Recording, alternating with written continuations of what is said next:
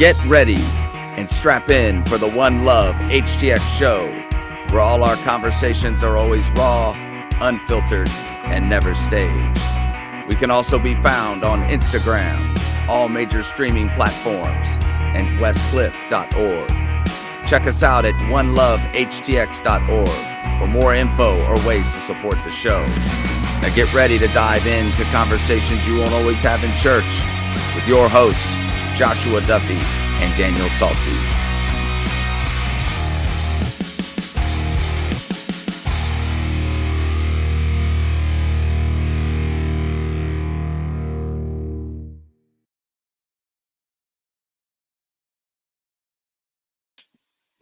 Hey, you have no idea. We've been lost at sea for 3 months, but we're back. Show is brought to you by Verizon Wireless. Internet. Goodness. So, but we're a day early, so it's okay. And we're going live because Josh has been on sabbatical, a.k.a. Duffy. I like to call him Duffy. It's cool. Yeah. Not that Josh is bad. Oh, You know. Yeah. So he's been on sabbatical for 3 months. Some of you have known that. If you didn't know that, we're back live in the studio here, and we're so excited to be back here for multiple reasons. But just thank you for waiting on us. Thank you for continuing to watch. We noticed that even as we were away, we were releasing just as random ones. That, people were tuning in and catching old episodes too, which was really great. Very cool. So thank you for that. So here's where we're at right now. First off, I just want to recap real quick because we had a Whosoever One Love HTX event just this past couple of weekends ago. Austin Carlisle from Of Mice and Men came out.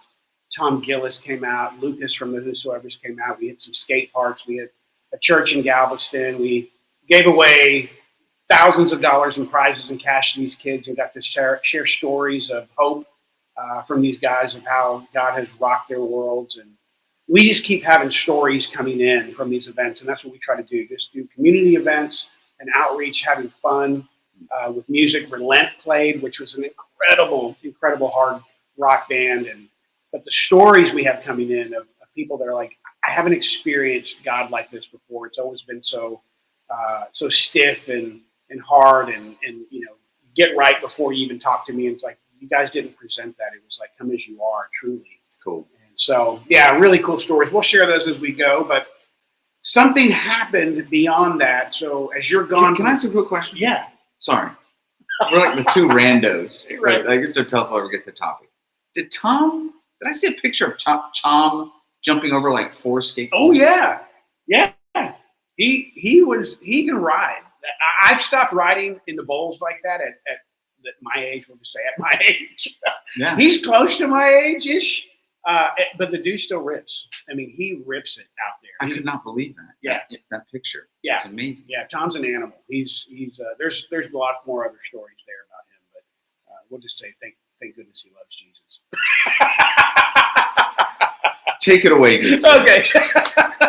So here we are. I again, as every episode is, Duffy just really doesn't know what's coming, and that's okay. I tried to find out. He might get a topic. He might get just like a hint, but this one I go, no, I'm not doing it. Because I tried to ask. I tried to type in the title, and I'm like, so what's it called? And he just smiled, and I said, so you don't want to tell me what we're talking about? And he said, no. Just so there we go. Back. Just welcome back. But here's the cool part, because as I've had even 3 months to kind of kick back and think about things, I've had topics come up that have come up in my quiet time, like, oh, we got to hit on that one. We got to hit on this one. I've had conversations with people. But this particular topic came on Sunday morning, and I'll tell you the backstory. Some of you may not know how this podcast kind of happened. And I think that's going to be important if you haven't listened to episode 1. And I don't even think episode 1 gets into it fully. But here's kind of just the quick rundown. I did a massive Whosoevers event, or I went to a massive Whosoevers event in Arkansas. Met a bunch of different people. Brian Head Welch kind of brought me into the fold of that really opened my eyes and my heart to what the Whosoevers do, or what, how they go out and do it, and sparked this whole bringing it to Houston even more. And then One Love HTX was born through that. And with that, one of the pastors that I met out in the Arkansas area kind of connected Duffy and I and just said, we call him PGs, Pastor Greg. Greg Bears from, what's the church name? Lake Point. Lake Point, yeah, out in the Hot Springs area. Great guy. We yucked it up out there, had a good time, and then he was like, you know what, you need to meet my friend in Houston, Joshua Duffy. And I was like, yeah, sure, that's cool. So we met for coffee and Danishes and maybe kolaches or something cool, and just sat around talking, and we laughed and had a good time, and just, it was just a great conversation, a great meeting. I didn't think, no agenda, no nothing going on. And then Duffy looked at me and said, hey, man, do you have a podcast?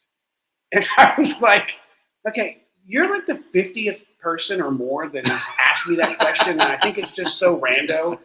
One, I just met you. We're just having coffee, bro. And you're asking me this, but now it's like really bothering me. And from there, he was like, well, if you want to do one, I can teach you how to do it. I have a bag. I can just hand it to you. And, all of a sudden history's kind of made. I said, I can't do it on my own. If you would walk me through at least one episode, show me how it's done. Let's just kind of see it. And if it goes somewhere, great. If it doesn't, no big deal, no harm, no foul. You go back to your life. I'll go back to mine, or I'll continue this. And it exploded. That's just the easiest way I can say it. It exploded. The connection, the chemistry between us two, and just being able to sit here and have conversation just was crazy.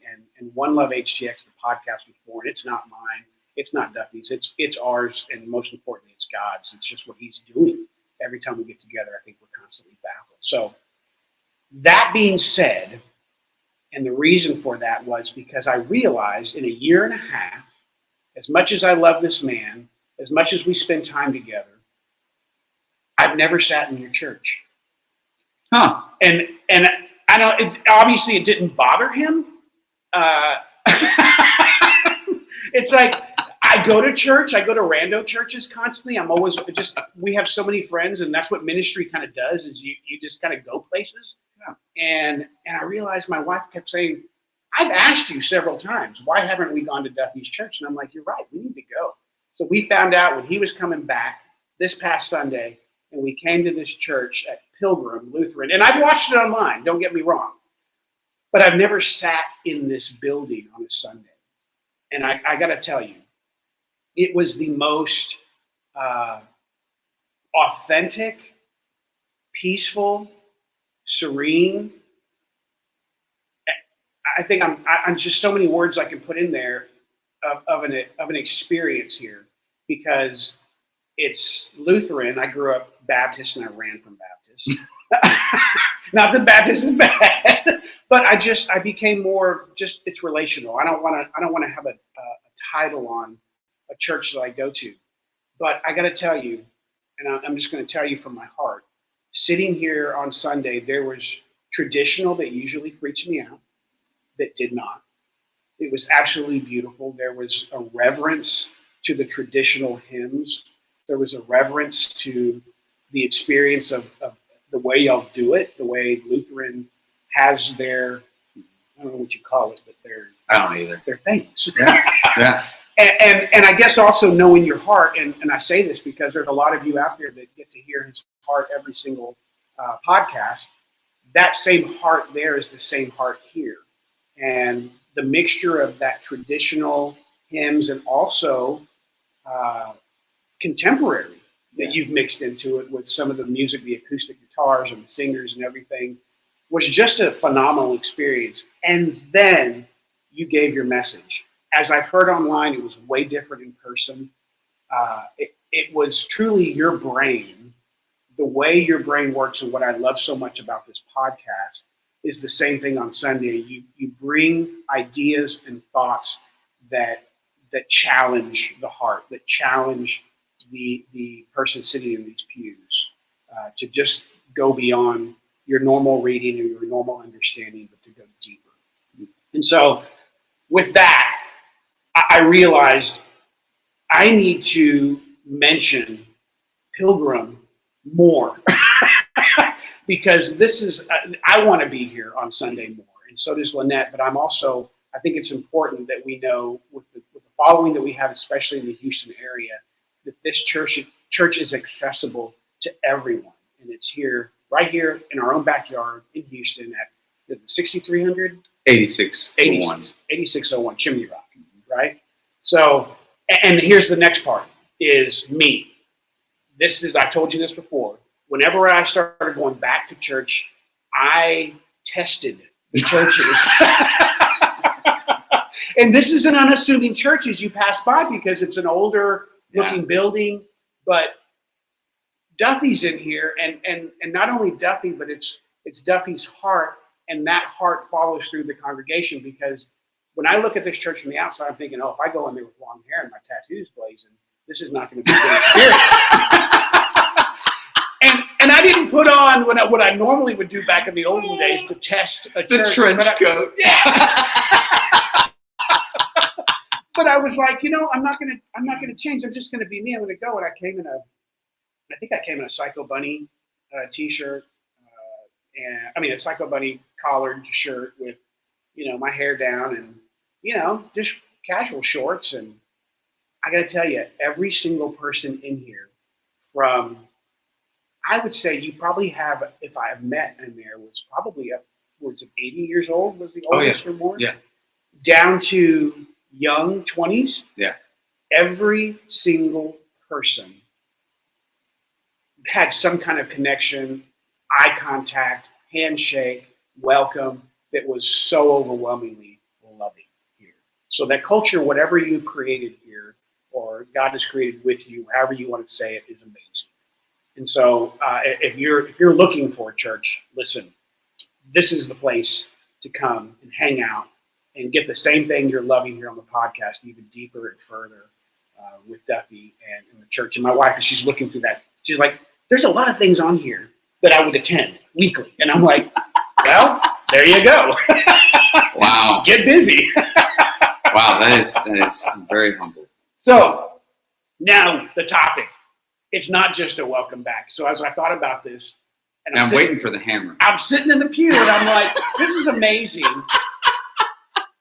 But what hit me was, you took 3 months off. Okay? I was in the corporate world, and I understand vacation time. I think the most I ever got was 3 weeks paid vacation. There's this culture in church that they highly suggest sabbaticals, and they're typically about 3 months, if I'm not mistaken. Rest, it just hit me. Like, it's so important for us. Whether you're in the ministry or not, whether you own your own business or work for somebody else, rest is important, and God speaks highly about it. But I wanted to just get your heart, because, and you don't have to go here, but I think it's important for our viewers to understand your heart on your sabbatical. Is there anything that you want to share about rest and your time away that would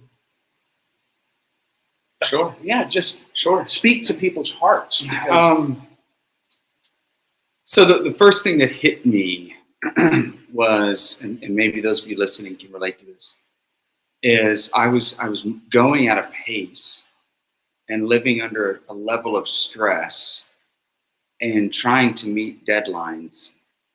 And a good percentage of it, I realized I superficially created. So I was running in a world where I'm like, I don't have time for this. I got to do this. I got to do that. I got to get this done.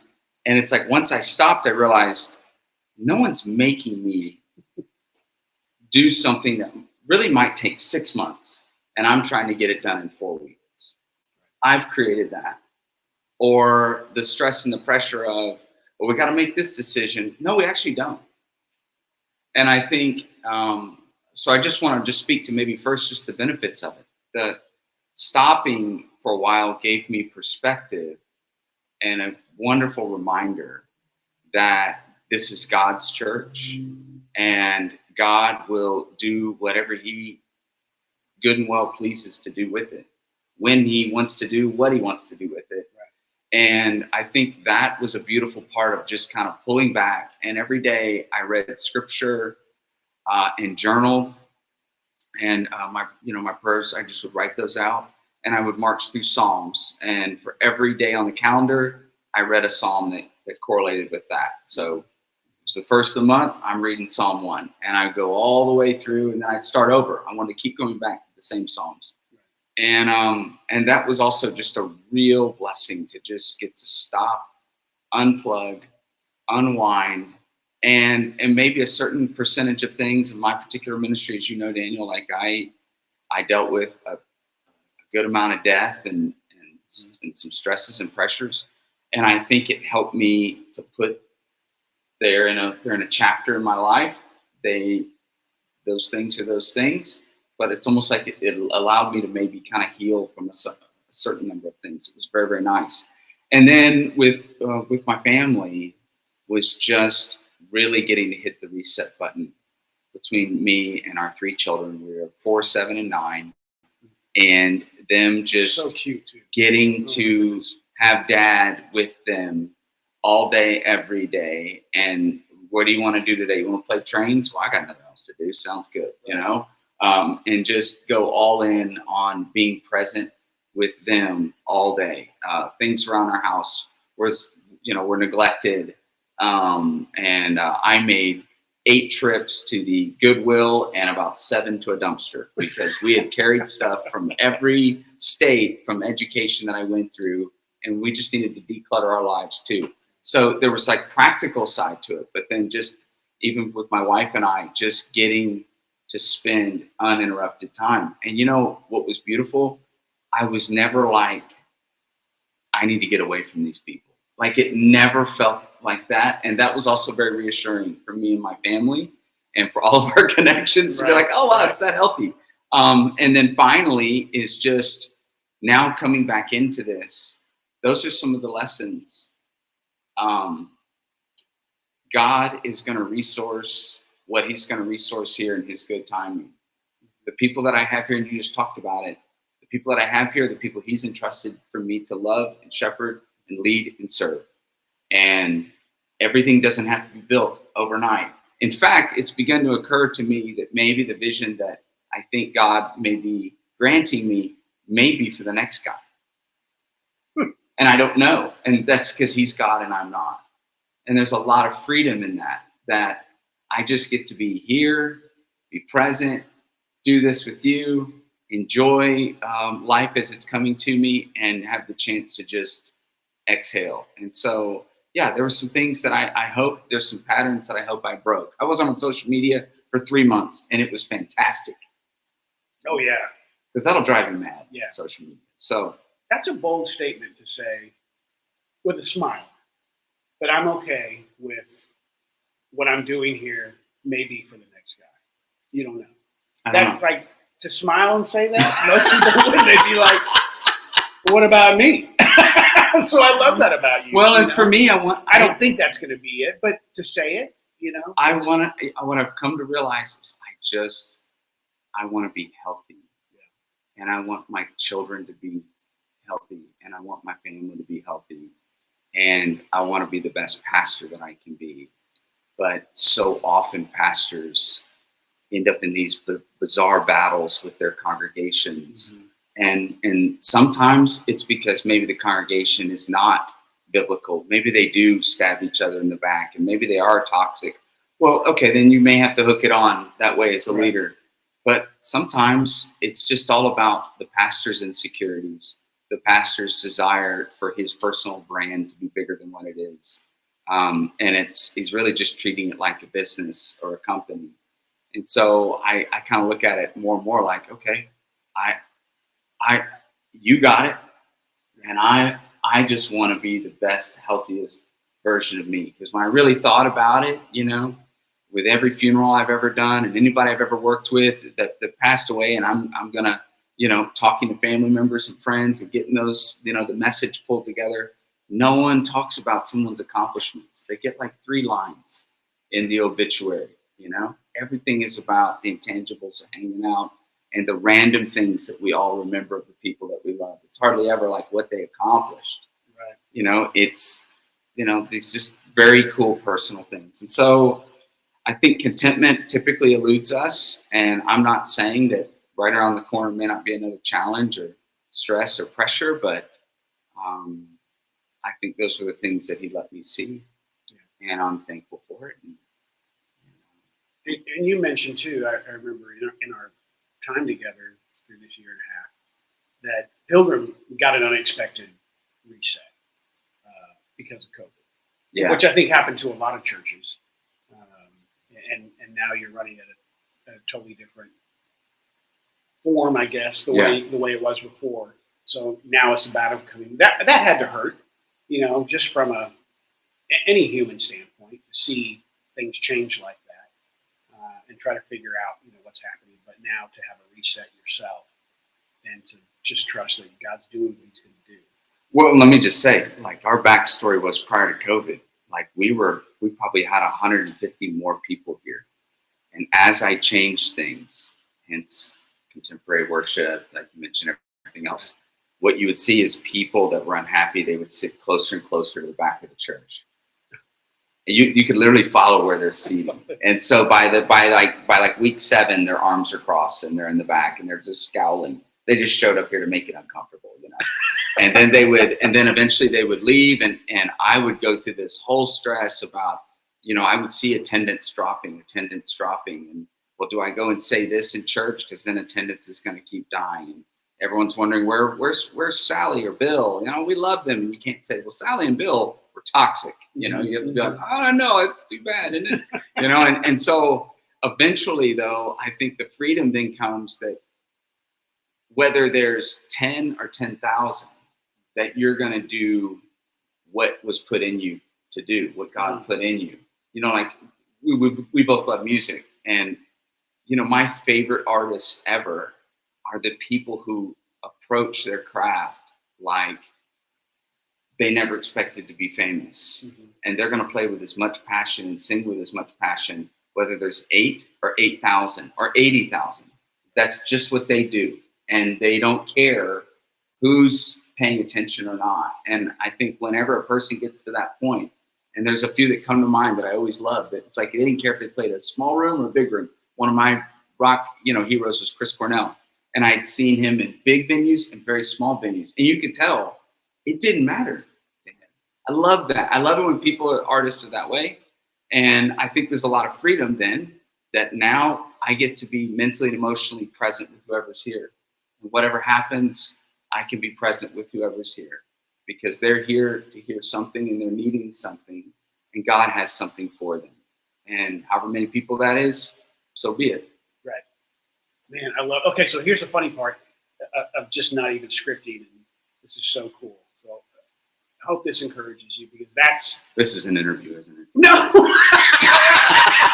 I mean, we're experiencing the same things because that is who God is. God, I think, not in a harsh way, but in a loving way, we get our feathers ruffled if we're willing to walk with Him, out of our flesh. And so this past weekend with the Hussos, where we did the events, that skate park, the first skate park event in North Houston, was supposed to be about 400 or 500 people showing up easily. Like she was like, based on your last one and these back to school ones, we're going to have probably 400 or 500 people there. And so we decided to start at 4 o'clock, kind of get it rolling. At 6 o'clock, we'd start getting into everything, the contests and the concerts. And it was scary. Not only was it hot, and they came over to us about 5:30, and they go, "We forgot to tell you that because of this heat and the way it's been so bad, people aren't really showing up anymore till maybe 6:30 or 7." And we're like, "We gotta do this thing." Like, you're telling me now that people aren't showing up in the masses they used to? So I'm freaking out, and I'm starting to roll into the flesh of numbers. The numbers, because I come from a corporate background, planning. Right. So that kicked in, and it was terrifying. The heat was unbearable. We're almost dying out there. We're trying to run a skate contest. By the time 6:30 rolls around, we implement the skate contest. There's probably 100 people there, if that. This band that we brought in is supposed to be playing by 7:30 or 8, and it's just not the numbers. But what began to happen in the hearts of the ones we were connecting with was incredible. Like it was worth everything. Granted, I didn't see that just yet. So we finished up Saturday. Sunday we rolled over to Galveston, right?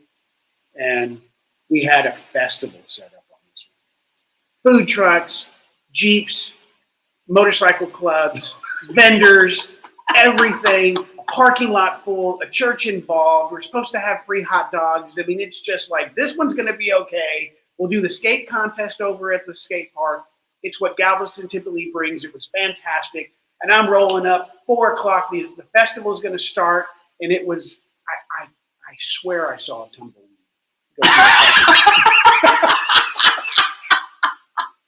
And I'm like, it's just because it's hot. They're going to come.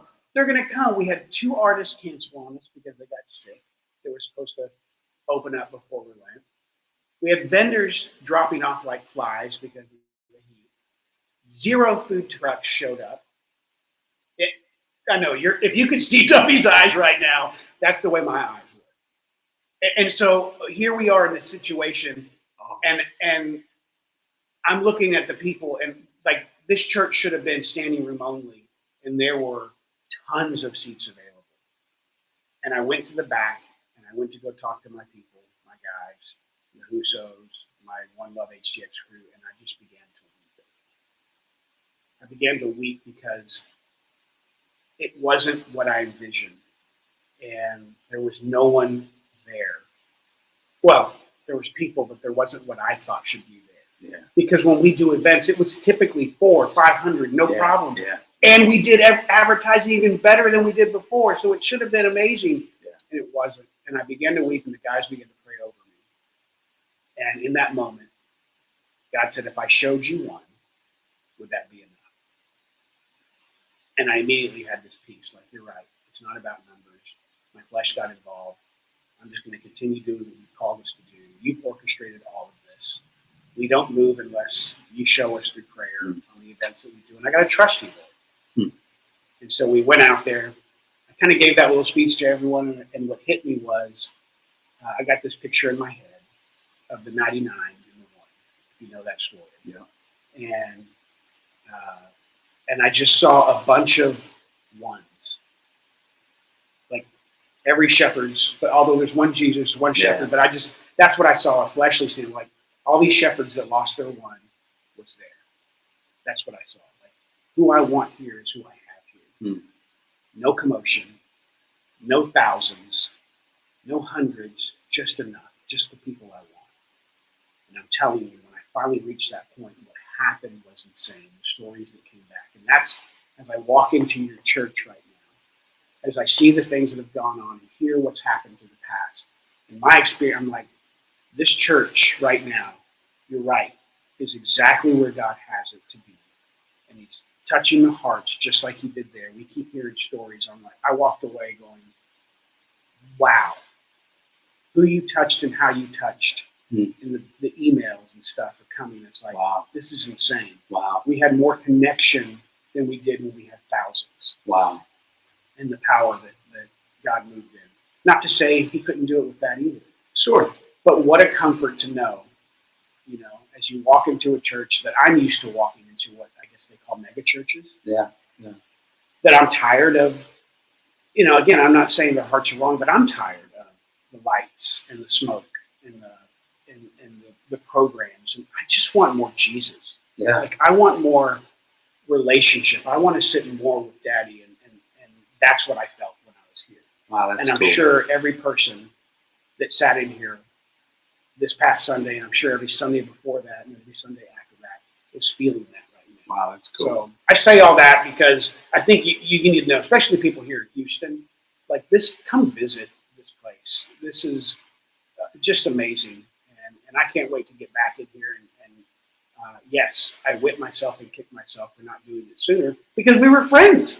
I was like, Josh doesn't mind, and he never bugged me. He never said. I was never going to ask. Yeah, when are you going to go to my church? He wasn't like that. He was just like, you know, Daniel does his thing, and we're friends, and we got a podcast, and God's doing stuff through this. And I'll let it ride. But I'm telling you, wow, the power and the comfort and the joy and the peace here was amazing. That even my youngest daughter who missed it was like really upset this morning. She's like, Wow. I heard what Raven said, and okay, y'all have to let me know when you're going again because I'm in.